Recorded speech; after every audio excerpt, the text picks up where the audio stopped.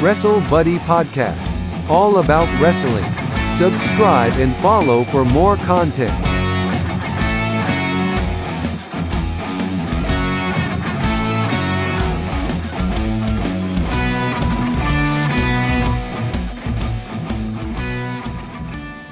Welcome, WrestleBuddies, to another weekly roundup of the wrestling news and views from this week. I am joined today, as always, by Jimmy. How are we doing, Jim? Good. How you doing, man? All good. And Zayn. Zayn, how are we doing? Doing fine. Big day in wrestling, wasn't it? Big week in wrestling, actually. It was. Yeah, a lot to go on about. Well, what we'll start is, obviously, we're all going to cover our own little parts of it and then have a bit of a discussion about each part. So, Jimmy, you know, AEW, we're all out to the big news for me. So we're going to start with you, pal. Well, we'll start off with the first of the two big debuts was Adam Cole. That was the shocker one. I mean, I felt like everyone kind of knew the other one was coming, but Adam Cole, he left us in limbo. We weren't really sure where he was going, and he showed up and he joined the Elite, man. That's heartbreaking to me. That's it. I'm made up. Did you notice as well before he come out and Kenny Omega was doing the spot and he turned around and said, "No one can beat me alive or dead." And obviously, you know, I don't know where he's all. I'm an Elite mark. Like I watched being the Elite and how they got rid of him. It was perfect, wasn't it? I thought the entire promo after the match was perfect because the way that it was, they're either not here, which I feel like he's alluding to Adam Page. They're retired, which I would figure is for Daniel Bryan, and then they're already dead. And as soon as he said already dead, my heart just sank. I was like, man, it happened. Now I got to get this silly ass tattoo. And you know what? I was the opposite. When I seen it, I was like, yes, I was made up. For those of you who aren't in on the joke, so basically after we went off the air last week, me and Jimmy made a little bet. I was pretty certain Adam Cole was going to show up that night at All Out. So I said that if Adam Cole showed up, I'd get a haircut, which we all know I'm not going to get. And if Adam Cole actually showed up, then Jimmy would have to get a tattoo of Adam Cole Bebe on his arm, I think. So yeah, he's getting that drawn up as we speak. Yep, it's in the works. Alex has got that in the WrestleBuddies vault, so there's no denying it, Jimmy, unfortunately. Yeah, I'm not going to back out of it. But yeah, for him to join the Elite, and then that was a little bit heartbreaking for me. I know. I have theories behind it, but we'll wait to see how things play out. I'm glad he's there. I feel like he fits in good with AEW and what they're doing. Do you know what? I was very skeptical about Adam Cole, and I was kind of like, well, is he going to end up just divvying around the mid cards and stuff like that? But pushing him into the Elite and stuff was always the way that I'd hoped it'd go if he did come. But after hearing WWE's plans for him, no wonder he left. Yeah. You know, and just for anybody who doesn't understand or realise that when you're listening, Vince McMahon's grand vision for Adam Cole was to make him the manager of Keith Lee. I think that's one of the ideas that they came up with. It was a very terrible idea. If it was the only idea, then shame on them, and they don't deserve to have them. I feel like that was probably just one of their ideas, and that's the one that got leaked, and that's the one everyone's going to run with because it's the juiciest one. Because I would hate to think that they see someone of Adam Cole's caliber and think, hey, let's make him manager. I just, but that's Vince McMahon, isn't it? I don't know, man. You hear that they had a great meeting. Like even Adam Cole is like, it was a great meeting, and everything. You know, they didn't have no animosity towards him. So. Yeah, because the one thing you've got to remember, Vince has got a history of this, because even if you go back as far as WrestleMania 1, Roddy Piper was managing Mr. Wonderful. Roddy Piper was never meant to be the star. And it was basically Piper who got himself over to the point where they had no choice. Well, and if to compare those two, I would say you look at Adam Cole and he's a Shawn Michaels level guy. Like he is that good. And then with Roddy Piper, he's a mouthpiece. Yeah. No one's praising him for his in-ring work. I mean, I love Piper to death, but no one's praising him for his in-ring work. And I would see if that was the case, but just how good Adam Cole is makes it hard for me to believe that was their definitive vision. Like, let's just change his name and put him with Keith Lee and just talk. No need for him to get in the ring. That's hard to swallow for me. I know it's hard to swallow for me myself. I'm the same as you. What's your thoughts on that, Zane? I feel like the report about Adam Cole being Keith Lee's manager, I feel like that may have been misinterpreted a bit, because we know that when Dave Meltzer reports, those aren't as accurate as it might have been in the meeting.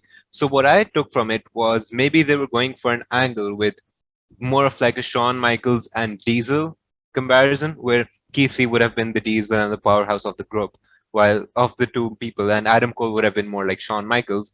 And then maybe further down the line, they could have pushed him to become a bigger star. But based on recent reports of Vince McMahon being perceptive of newer talent, younger talent, which are over 6 feet and of a certain build. And when you look at Adam Cole coming up, obviously he's a built star in NXT. He's extremely over with the fans. We saw it when he moved up to the main roster for a week or two during the Survivor Series brand warfare. But I feel like Adam Cole had much more to him. And Adam Cole's name himself, even this shtick he does with Adam Cole Baby, that would have been taken away if you literally changed his name to something else. Like they would have tried to force the Baby on it, but then again, what's the value to it if there's no Adam Cole Baby? Yeah. Okay, that's a great point that he brings up, because we know that their thing is all about marketing. And if you're taking away one of the things that's the most marketable about Adam Cole, that's another thing that just makes it so hard to believe that their vision was change his name, change everything about him. Like it's hard to believe. Yeah. Okay. So we also seen Brian Danielson. Still can't get used to this. It's just all over the place. How dare obviously, we should be seeing him debut. What did we think of them? Yeah. What do we think? Do we think he's going to be a good acquisition, or do we think that he's,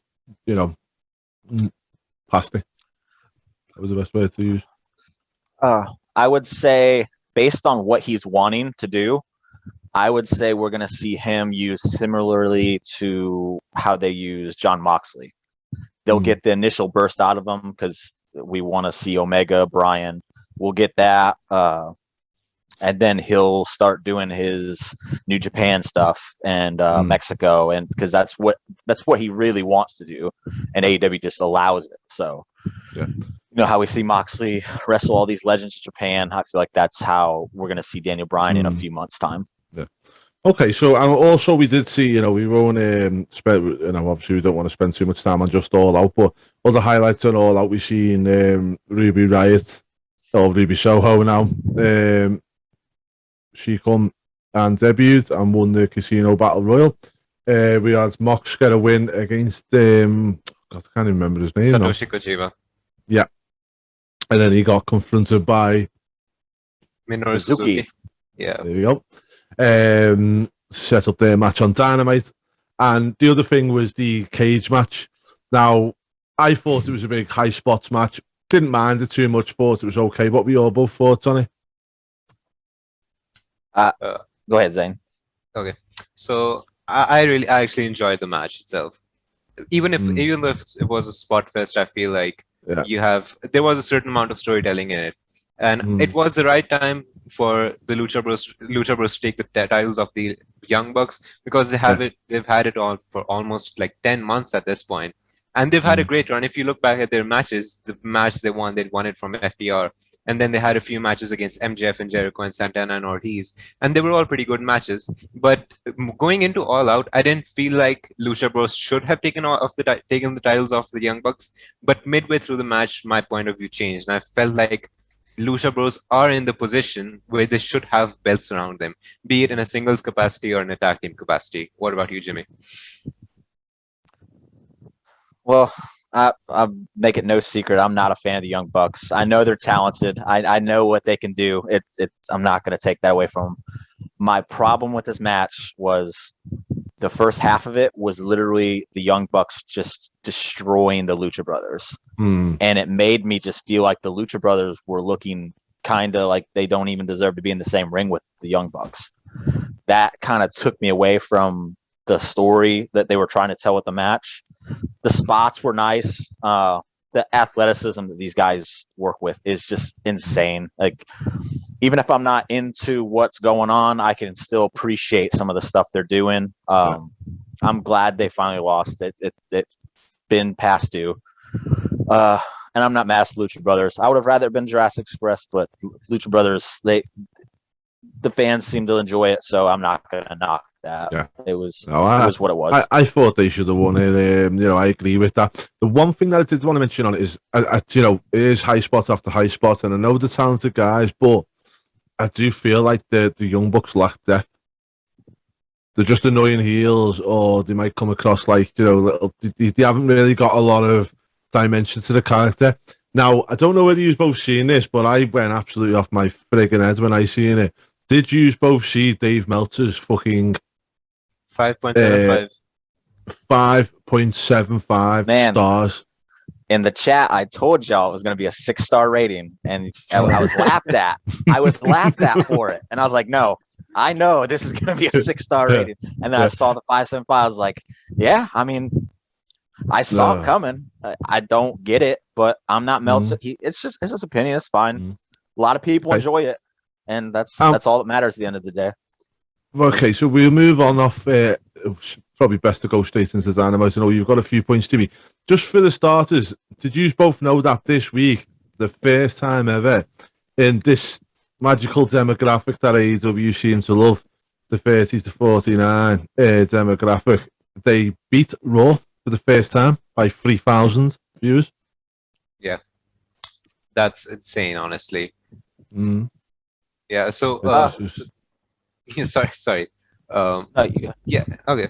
So the fact that Jericho stated a few weeks back that it might take 4 to 6 months for AEW to beat Raw in the demographic, and then they do it a week later, is just insane, because at this point you have guys who love being in WWE. Like, the game changer at All Out, and I'll be going back to All Out for a bit now, because even in the post-show media scrum, you have Adam Cole and Bryan Danielson saying that they like being in AEW. There was no creative frustration. They weren't lost in the mid-card. They weren't released.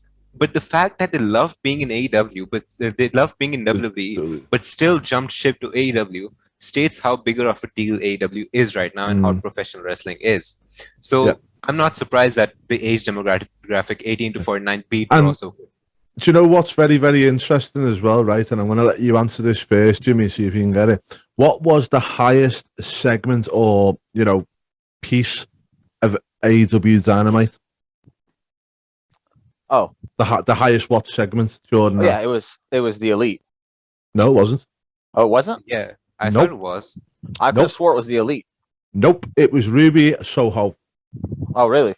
Wow. Yeah. Well, okay. The Elite was the second highest, right? With obviously with Brian and stuff.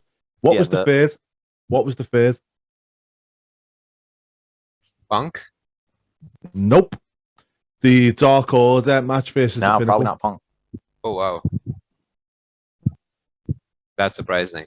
Which is very surprising. I mean, I don't know with Punk. Maybe it's because I'm not saying Punk's losing the draw or it's starting to flutter down, because you don't really see these, it takes a little bit for the ratings to come back up again.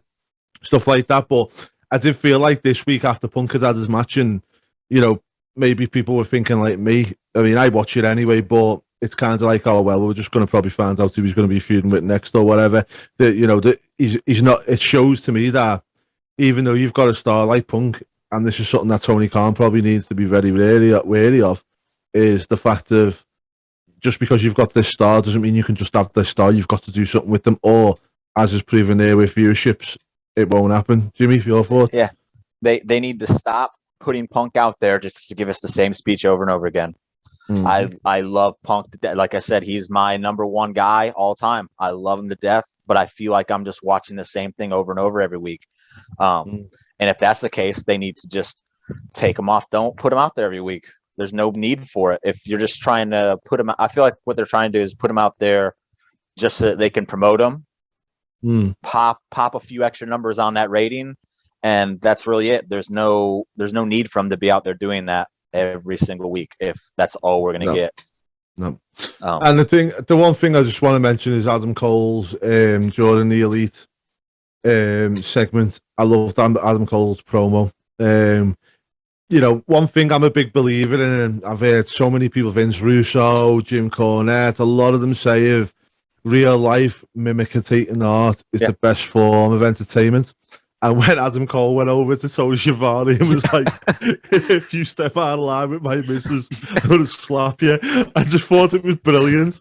I thought it was excellent. And then the other part that I really loved in that segment was when Brian came out and was like, I want a title shot. And obviously Omega turned around and referenced it doesn't work like that round here. And I just thought that was brilliant. I thought, yet you're sticking to the rating system as you're doing. Excellent for me. Jimmy? Yeah, I'll be interested to see if they. I just the rankings thing I feel like hurts them here because now there's no doubt that we're going to see Omega versus Bryan at the next big show or at a Dynamite down the road. I have no doubt in my mind that's going to be it. There will probably be Daniel Bryan's first or second match too, and they reference the rankings saying. But do you do it where you turn around and say, because of the fact that Bryan hasn't got a ranking yet, you turn around and you say, you want to fight me, I'll fight you, but you're not getting a fight for the title. And then we go for this Bryan story again of him trying to get to the title. If they went that way, okay, I get it. But with Bryan saying, what are you basically insinuating he's scared to wrestle him for the title? I feel like that's if they go back on their ranking system and do this, I feel like that rubs people the wrong way because, again, as I've stated before, they've said their stipulations and things matter. And if you go back on them, that's when you start kind of looking like the other place, and that's not what they want. I feel we can see this match without the title involved. Absolutely. I feel like we can get it, and there's a way to protect both of them in that match. Do a screwy finish or whatever you feel like. What do you think, Zane? Yeah, I feel like without title, that would be a good way to go. But there is a way to get them faced for the title because we have three extra shows right now. We have AEW Dark, we have AEW Rampage, we have AEW Dark Elevation. What if Brian just goes on one of those shows and says, all right, I'll do a gauntlet match with each and every one of you, and they just runs through indie talent. You know what? I wouldn't be mad at it.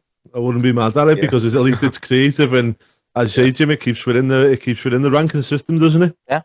Yeah. You get more of Bryan Danielson wrestling. Who doesn't want that? Yeah. So I feel like, okay. But I'll just add one more thing. But I feel like they're skewing away from Hangman Adam Page versus Kenny Omega, which I feel like should be the main. But maybe we'll swerve back to that, and then we can have Omega Bryan without the title out in a feud for a little while. And then we can go about, because let's face it, Hangman Page is going to win that title. It will happen. I hope so. Yeah, I hope so. I would feel bad for the man if it doesn't. Yeah. Anybody else got anything else on AEW before we move on to the next? Just a quick question, I guess. Does anybody else listening to Adam Cole say what he's saying think that he's possibly there to take on the Elite, and that he might possibly be there as a friend to Hangman Adam Page to help him get to his what makes you think his that? goal? Well, the obviously the whole being dead thing, they killed him on being the Elite. That's something you don't forget. And then in the promo on Dynamite, he said next week he plans on showing everybody just how elite he really is. Well, maybe he's not elite at all. Maybe that's like an underlying maybe just clue towards the and when Page left, he said something. He didn't say anything, but it was, what is it with the Dark Order? I saw someone, they posted a picture where it showed the Dark Order in the locker room. And then when then there was nothing on the bench behind him. And then when he left, it's like he had left a CD or a thing for them to look at. It's just little, and I know AEW has been really good about planning little things like that for the diehards to catch. And do you think it's planting seeds, or are you just really praying that he turns away from them? No, I mean, I think it could be. I think it could be. I'm not going to be mad seeing Adam Cole do anything. I think he's just fantastic. Even if he's with the Elite, I'll buy into it and I'll watch it. I just, to be honest, it's very valid points that you were saying there, Jimmy. Yeah. So yeah, I think that that's a possibility. Okay, so he's going up against the Elite Hunter in his first match. Very quickly, good match or not saying? The first one for him? Yeah, I feel like Kazarian is a good talent. He had a match with Adam Page a few months back. He faced Christian in his first match, I guess. So yeah, I feel like Frankie Kazarian, he has a very pretty lame gimmick of being the Elite Hunter and always arriving late at the occasion. But I feel like he is a good wrestler in ring, and it's a good first match for Adam Cole. So yeah, I'll enjoy it. Jimmy? I'm pretty sure. Your thoughts? Yeah, I think it's a good match. It's one you expect. You got the guy who's hunting the Elite. You got the new guy joining the Elite. Hey, take this guy out for us. Yeah. Okay, well, we're just going to move on anyway to a little bit of a roundup of WWE. Obviously, we're not going to go too deep into it on a Sunday night. We've got more coming soon. But just very breaking news, actually. We've just got some breaking news. Alex has just emailed us from... So, as reports is coming in that WWE are planning to hold a King and Queen of the Ring finals at WWE Crown Jewel. Well, is it better? At least they're doing something different than the greatest Royal Rumble that we already see. No one cares about. And the Crown Jewel. I always defend the Crown Jewel event or the Saudi shows because it's for the fans over there. If any, they deserve live shows. They deserve to be able to experience stuff. And the shows they've always given us have always been stuff that doesn't really go with the stories they're telling. You might get like Goldberg versus The Fiend, which they hype up on the main show. But as far as like long-term stories that they might be doing, it never goes over into that. So if they're doing a tournament that everyone's been we have been dying to see. They're wanting it back, and then you're going to have the finals on that show that's going to take place on a Friday afternoon where most people are at work and they can't watch it. I don't. Terrible choice. Do you know what? I'm not going to play the violin for you whatsoever, James. Because you're good. We get it at 6 p.m. UK time, 6 p.m. on a Friday, mate, instead of 2 a.m. start. So I mean, it's good for you guys. No sympathy. It's 10 p.m. for me. It's 10 p.m. for me, all the better. But so no sympathy. That's not a show you're excited to see, though. So, but to be fair, don't give me any. This time round, it seems like they are taking it a bit serious in terms of storytelling going into towards it. Obviously, I assume we're going to get qualifying matches before we go into the finals at the Crown Jewel. The fact that it's at Crown Jewel, King and Queen of the Ring, Crown Jewels, obviously me being a Brit, we all know what that is. The Captain of the Tower of London and our ones. But, again, it's I don't mind it when it's like that. Do you know what I mean? It kind of all goes together. So I'm happy for that. I've got no problem with that whatsoever. Happy for it. Are you a fan of the tournament, how it used to be? Or are you cool with them just doing like a finalist match on that show? Like, how they used to give us they used to have to wrestle 2-3 times to win it. Now, are we only going to get to see one? We're going to see the finals of each one. That's another thing that I'm not a fan of. It depends, doesn't it? If I think with it being such a long show in the Saudis, we may see the old format come back here. We might actually see the old WWE King of the Ring pay-per-view format because don't forget, people still qualified for King of the Ring, even when it was still the quarterfinal, semi-final, and final.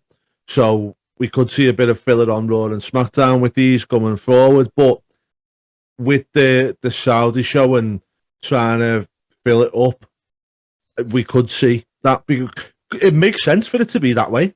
It would make sense because it's an easy way to get some matches in there without having to build storylines towards them.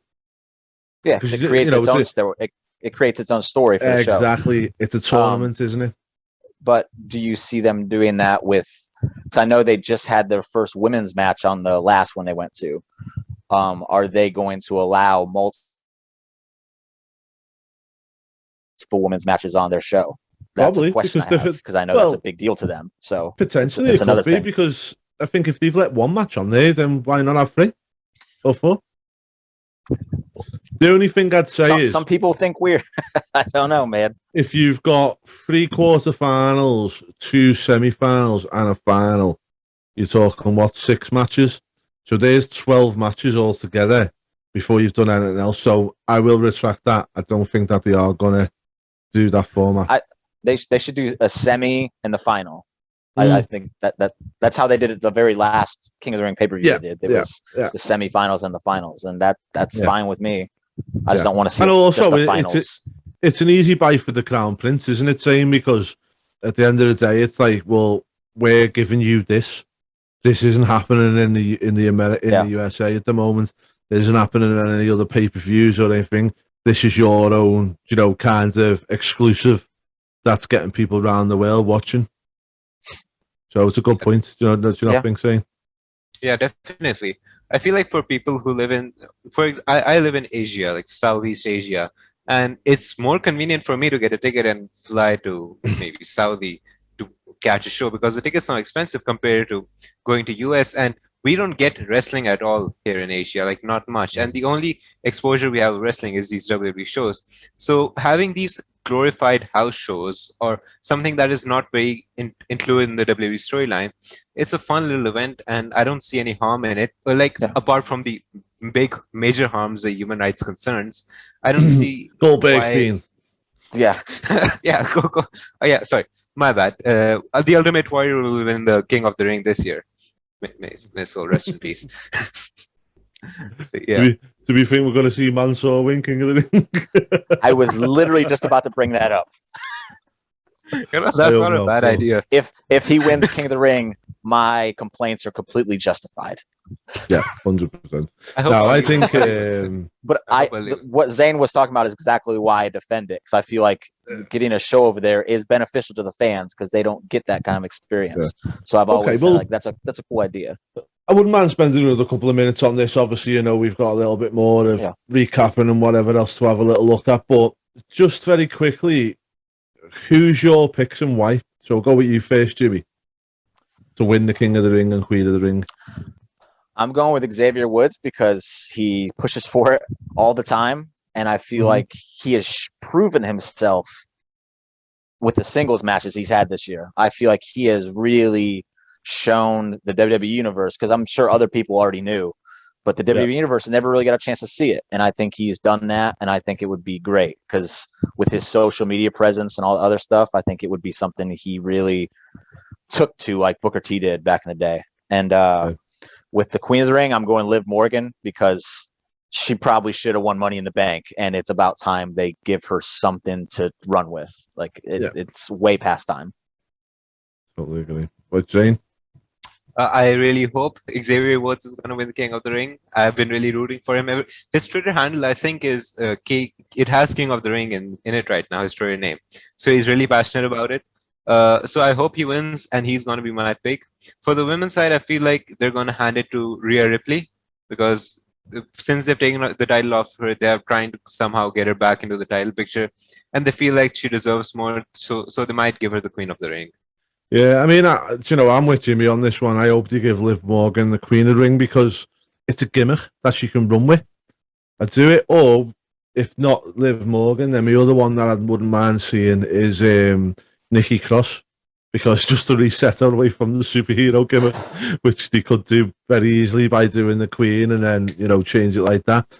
As for King of the Ring, my pick, it's not so much as a pick as how I would like it to go. I would like to see Pete Dunne debut on the main roster and Pete Dunne win it. You want to make a bet? Definitely not with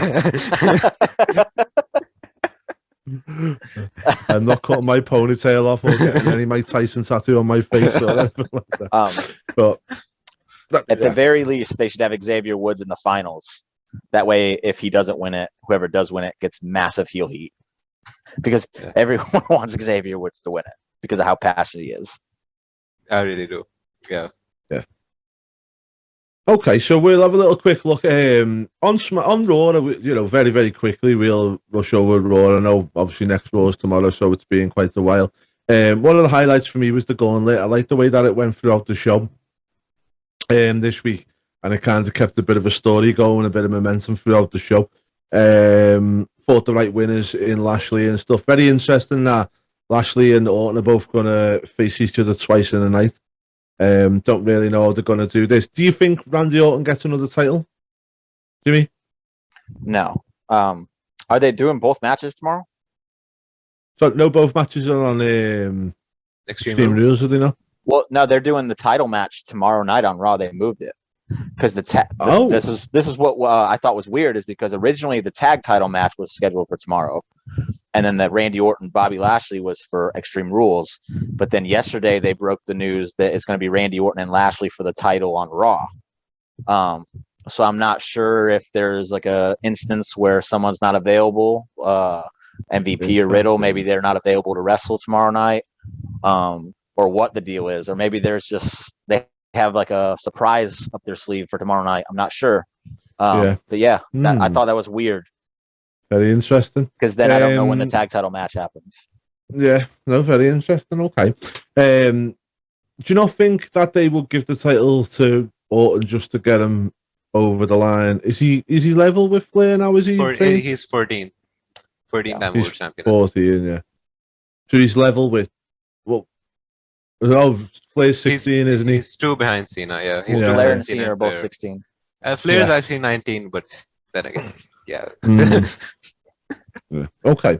So apart from that on Raw, to be honest, there was not much noteworthy for me. Anybody else got anything on Raw? No, I feel like the gauntlet. I thought Drew turned heel for a while, but contrary to popular opinion, I don't think that's it. But I would really want to see him as a heel again. Yeah, well, he's going to go to Smackdown, isn't he? So we'll see something with him there. Don't know what they'll do with him on there, but he's definitely going that way. Okay, so we'll move on to. Has anybody got anything to say about NXT? Because apart from the vignettes, which to me took me back a little bit, I liked the vignettes. I really did on the Dexter and the different stag do and hen do's. But they were really good. It did remind me of 1990s kinds of vignettes, and it wouldn't have surprised me if Bruce Pritchard, because I know we used to run them vignettes in the 90s, if he had a little hand in this, and if that's the case, I'm not mad at it, because I liked it. Yeah, I really enjoy the vignettes as well.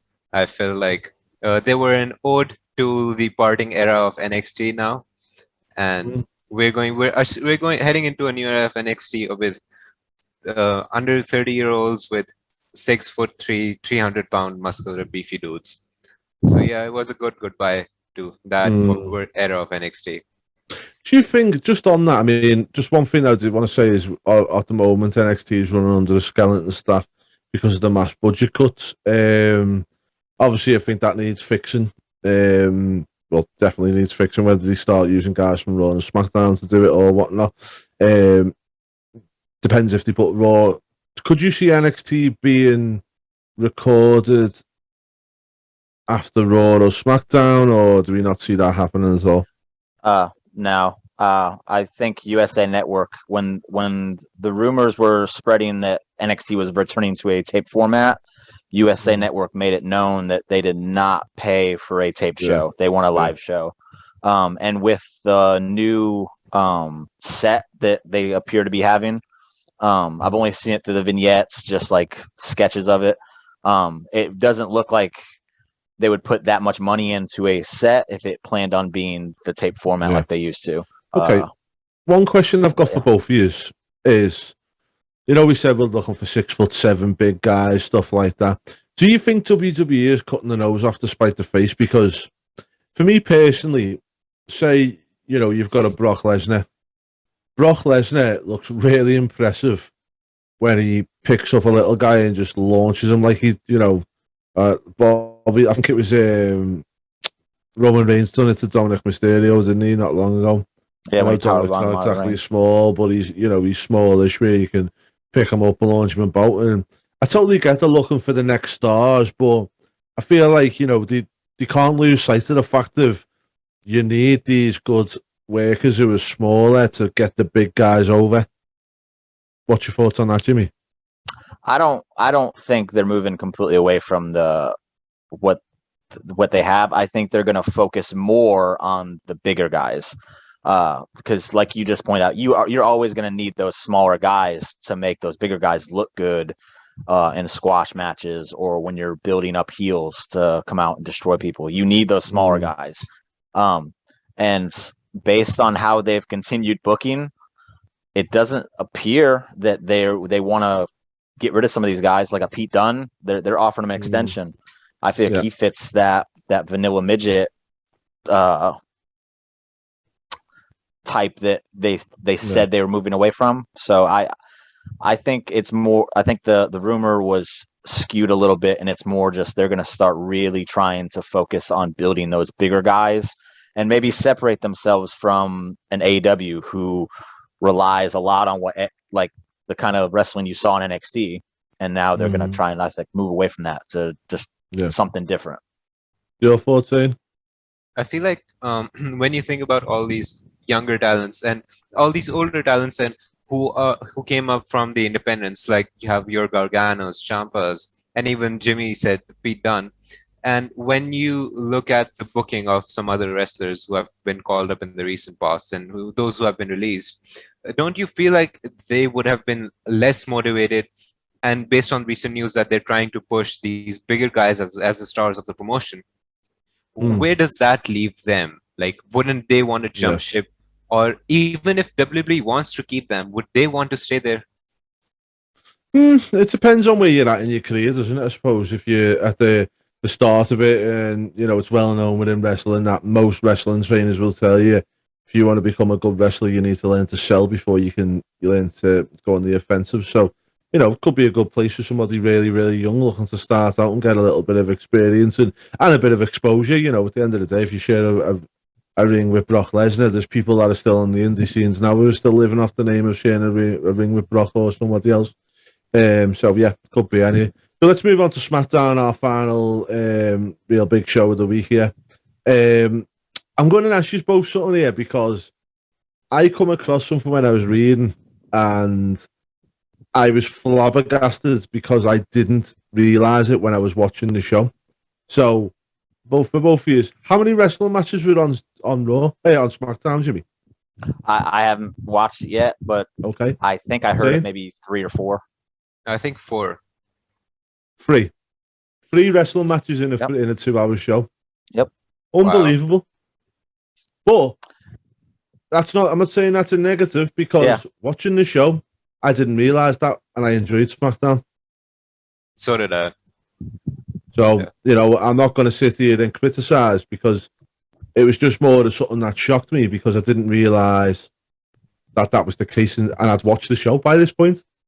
I would have said 4 or 5 if somebody would have pushed me on it, but, so we did have the stage at Becky Lynch and Bianca Belair. Not liking Becky as a heel.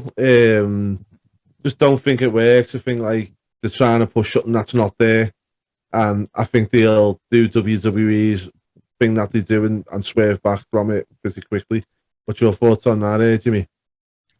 I think the plan with Becky was they don't want to not have Bianca. They know Bianca's a face. She's just a born baby face. How can you have Becky return to SmackDown and then both of them be a top baby face? I don't think it works. I think it takes away from Bianca a lot more than how they have gone about it so far. Because I know a lot of people were really hating the decision to squash her in 25 seconds and put the title on Becky. But I think Bianca, I get people's complaints, but I think it has made Bianca kind of, people have still stayed behind Bianca. Like, if anything, they're behind her even more now because they want her to come back from that. Yeah, but I was behind it enough before that. But again, if you bring Becky back, who is, before she left, she was the biggest name at WWE. She was the hottest name at WWE. So you're going to bring her back. You're going to have her on the show with your big babyface champion. I just don't see it working. I think one of them. Thing is, though, did she need the title? To tell the story they're telling, I think it helps. That's just me, though. I would have rather it happened a different way. Yeah. I just feel like with Becky being a name, she doesn't need that belt. But again, I think it's to push a story. I don't think it's because they want the title on Becky because it's Becky. I think it's to push the story of Becky is now this heel, and Bianca has to overcome that because. But again, do you think Becky's Bianca the biggest name? Do you see Bianca overcoming it, or do you think they have a one-match deal at Extreme Rules and then? I don't see SmackDown, I don't see it being a one-match thing. I don't see it being a one-match thing. You don't see Bianca getting put over to SmackDown to get for Charlotte Flair, because obviously with Bianca being this great babyface, heel champion. That's a possibility. I could see that happening, but I think the bigger story would be just to continue the Bianca Becky thing instead of just giving up on it. Because if Becky just beats her one-off match, then it kind of is like, what was the purpose of the whole thing? Yeah. Okay. So I would like it to go past one match. What's your thoughts on this, Zane? Yeah, I feel like I have to agree with Jimmy here.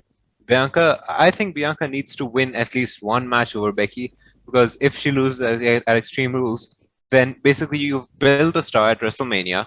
She had a fair, not a very good run because she didn't have many title defenses apart from the ones against Bayley. They were great. But then you have SummerSlam. She loses to Becky in 28 seconds. Imagine she loses at Extreme Rules, then what's the point there? What's the point of having her more big? Do you know what's funny though is the fact that WWE, for some reason, I don't know why, seems to think that it's a totally different audience, like an old territory days from Raw to SmackDown, and it would just be like WWE to squash it again and then put it as a strong babyface on Raw the next week, because I could just see it happening. Yeah, you know what? I can see that happen too, and I'm really afraid of that. So I don't know where they're gonna go with this. Okay, so we've seen Brock Lesnar return.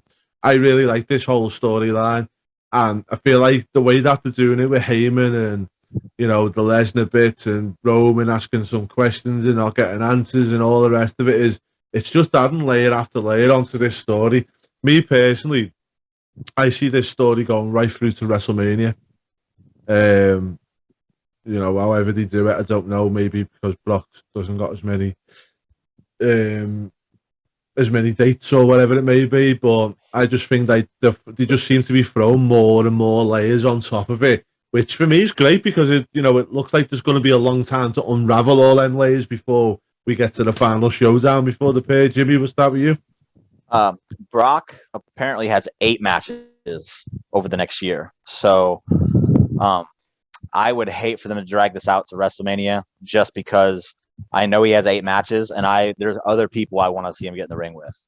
But does he have to go in with Lesnar for them 8 matches in the lead up to WrestleMania, or can you just have Lesnar dodge him, Roman Reigns dodge him a bit? And I think this far out, it's in their best interest to do the Roman thing, maybe Survivor Series, pay-per-view after Survivor Series. Do it before the end of the year, at the very latest, the Royal Rumble. That way, when Roman wins, which I would totally see him winning, you can have Brock Lesnar disappear for a month. He shows back up. This time it's on Raw, and then we can get our Bobby Lashley Brock Lesnar match at WrestleMania, which I think would be one of your marquees for the show. You don't need a title for that. It's just a 2 big guys who we've been dying to see go at it, and you don't have to put Roman and Brock in another main event. Because the reports are stating that The Rock versus Roman's not going to happen in Dallas. It looks like it's going to happen in LA. Good news for me. We'll see. See, well, that's what they're saying now, because yeah. I think it was a back. I think there was 2-1 because I think there was The Rock wanted it to be in Hollywood, but I think also it was a backlog due to the pandemic in terms of his filming schedule. So, Yeah. but you know, we won't know what's what until you know, we get past Survivor Series, I suppose. Okay, so apart from that, on that show, we had Edge, Seth Rollins again. Wasn't really happy with this. Great match. These two always have a great match. This is not me kind of saying that they're not good in ring performance. They really are. But I just felt like we've just seen it at SummerSlam. Give us some more time before we see it again. Dean? I feel like Edge needed to take some time off because I don't think he was going to work that many dates. And having this at MSG, I have no problem with this. MSG is a big venue, and they promoted it as Super Smackdown. My only gripe with this is that a match of this stature should have happened in the main event of the show. Given what the main event angle was, I kind of understand why they did that, but it should have been there, and it was an amazing match. Seth should have gone over, but I agree with you, Andy. This could have been done a bit later down the line, a bit further down the line. But if Edge wanted to take time off, then I think and feel like this was the right opportunity to do this. Yeah. Okay, good stuff. Jimmy, your thoughts? Yeah, I think with an MSG show, you got to put Edge on it. He's a attraction, and he just has the thing with Seth, so it just makes sense to put it on the show. It sucks that the rematch is so close to the last one, but I get it. All right, so the other thing we've seen on this match, which we're not going to talk about because it is literally just get people on the cards and get a few more people in it, was the 10-man tag with Big E, Boogs, Nakamura and the Mysterios versus Rude, Ziggler, Cruz, Otis and Zayn. Obviously, the McAfee must dance, which means Shinsuke must win. Boogs must play. So, yeah, it is what it was. Just one more thing before we go. Obviously, we're going to look to wrap up now, but I just wanted to bring up, obviously, Triple H. Unfortunately, had a cardiac incident. He got rushed to hospital. He had emergency surgery, according to the statement through WWE. You know, going forward, do you think we see Triple H in the ring again? Is probably my first question. No, both say no to that. Okay, okay. So Maybe, we're gonna. Do you know what? I want to know why. I want to know why. So, Jimmy, do you want to give me first why you say no? At first, it was a no, but now that I'm thinking about it, Jerry Lawler was pronounced dead for like what 21 minutes. Wasn't that? And he's still wrestling today. So I'm sure he needs it more than Triple H does. But I think Triple H is gonna want that last match. So maybe 2-3 years down the road, if he's still in a good bill of health, I could see it happening. But I don't see him really pushing the boundaries on it and making it a point to I have to get this match and put himself in jeopardy. Okay. And Zane, your thoughts on that? Yeah, if I had to bet on it, I'd say no, because Triple H is a pretty smart man. He has a family, he has a business right now. So he has to really care about himself. He has to put himself first, and not a dig at him, but he was never really that person who really wanted to get in the ring or get action. He's a smart person. He has his priorities set. But I have to agree with Jimmy. There may be this certain amount of this urge to have another match. But I feel like he's going to be fine with his last match being against Batista at Mania 35. Yeah. Or maybe, you know what? The problem is, sorry, Jimmy, I'll pass over to you. No, I was going to say, was that his last match? Or was the fiasco in Australia his last match? Oh, wait, he also faced Orton earlier this year on Raw, didn't he? Yes. Kind of. I'm just saying, if the Australia match was his last match, I'd be wanting to do another one after that. Yes, I think also with these type of people as well as, when we've seen it with quite a few wrestlers, is they want to have to say when their last match is, not when someone tells them that that's their last match. So, we may not see the last of them. Other news this week is just like, obviously, we're on a shorter time. This will probably be our last one that we talk about, is rumours that WWE are in the process within the next year or two of selling to Disney. This one seems to be getting a lot of legs. Do you think with what happened to Triple H, that this is a kind of decision that the family would take? Because it does take something like this for you to sit down, doesn't it, and kind of reassess everything, and makes you think differently on things. And I know obviously we've had tragedy with wrestlers and stuff like that, but it's a bit different when it's your family. And obviously Vince does see Triple H as a son. That's plain to see. And obviously Stephanie's husband and Shane, they're all very, very close from what you see on everything, and what you hear on everything's the same thing. Do you think that could kind of change the thinking of kind of, do you know what, I've had enough of this? Or they see the changing in the landscape and they think to themselves, it's time for us to bag up our big pile of trucks of cash and move on? I've been thinking it for the past year that what the latter of what you just said was the case. They saw the trajectory of wrestling as a whole kind of going. It's kind of been on it seemingly has been on a decline over the years, just on like viewership and things of that nature. Whether that's 100% accurate, I don't know, but it definitely seems that way. And to come in and have Nick Khan do what he's been doing, make it look as profitable as possible, there's no real reason to do what they've been doing since they haven't done it in the past to this magnitude. Why else would they be doing it now? Yeah. And then the interviews that Nick Khan's done, he's made it very, very clear that we're not actively selling, but if someone was to call us, we're gonna listen. Yeah.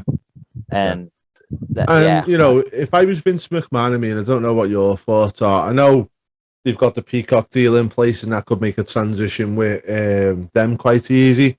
But whether they want to go down that route or not, another thing. Disney would be my pick for myself, because I like Star Wars, the originals. Now, I know the new Star Wars is a bit different, but it still does have that feel to it, and Disney put their own little stamp on it, which I'm not mad at. I really like it and I enjoy it. So, Disney have got a history of getting things and putting their own little stamp on it, but keeping it in a good state. The only thing that I have got a question about, and we'll ask this as the last question, is: do you think the Peacock deal hampers any deal that they have with any company? Jimmy, go for you first. Not if it's with Universal, because obviously they own Peacock and it would help them. But I think company. Yeah, if it's another company, I think I'm not a fan of the Disney buying it. I just think that they'd make it. I know it's pretty PG now, but I feel like with Disney, you might be looking at a whole other level of PG, and you get these wrestlers coming in. Who's going to want to really be on that kind of show? A watered down version of basically what we're getting now. I don't think many guys are going to be appealed. Like, that's not going to be appealing to many of them. And I think that would be a big blow to the WWE as far as the product goes. But I've always said to Universal, it should be Universal. They already have a deal in place. But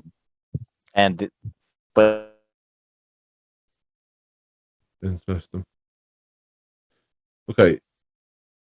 Right, it looks like we've lost Jimmy a little bit there. Apologies, Zane. What's your thoughts on that, mate? Do you think like they could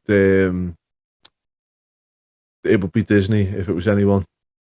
Yeah, I feel like Disney could be the one, and I have to disagree with you. I hate you for enjoying the new Star Wars films. Like, how does anyone enjoy those? They ruined the original films, but we're here to talk about wrestling. So yeah, Disney is a very optimum buyer for WWE. And yeah, I agree with you guys. I can see WWE selling within the next year or so. Yeah.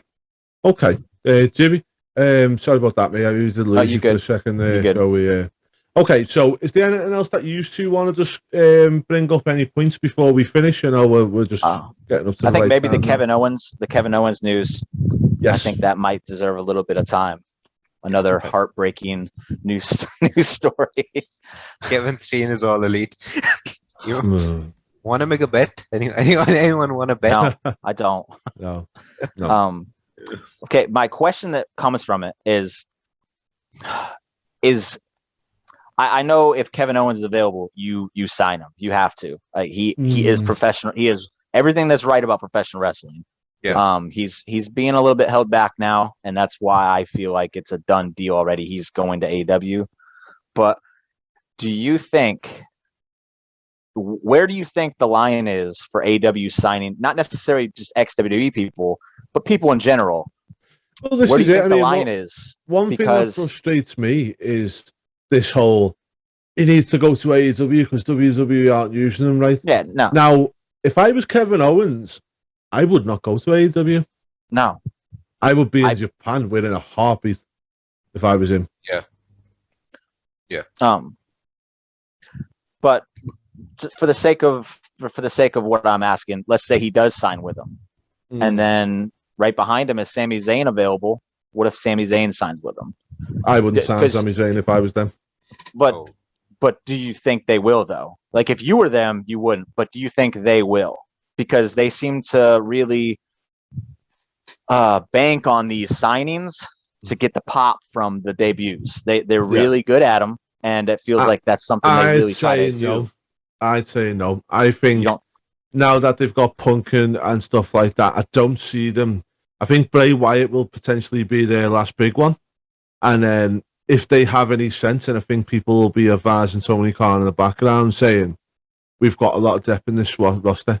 Because what you've got to start doing then is looking and saying to yourself, okay, just because these people are available doesn't mean we need to get them. So, you know, like for instance, just to use a soccer analogy, if Lionel Messi becomes available and he's a right winger, right? And he's Lionel Messi, he's a brilliant player, he's one of the best players, well, one of the best players to ever live. It's great, so probably not Lionel Messi, but you know, someone who plays a right winger, good player, solid player. Yeah. But we've already got two right wingers at the club. So where's he going to fit in there? Where's he going to come in? And where's he going to do his job? Well, he's not really, because we've already got people to do that job. So, you know, you've got to ask yourself, Kevin Owens, with the character he's portraying and everything else he's doing, you've got Moxley there, who does exactly the same thing. If Moxley leaves, then potentially we could see them bring in Owens to plug that gap. But I think they've got to be very smart now in who they pay, who they bring in, and for the reasons they bring them in. Because at first they kind of had enough space and enough reasons to get these talents in.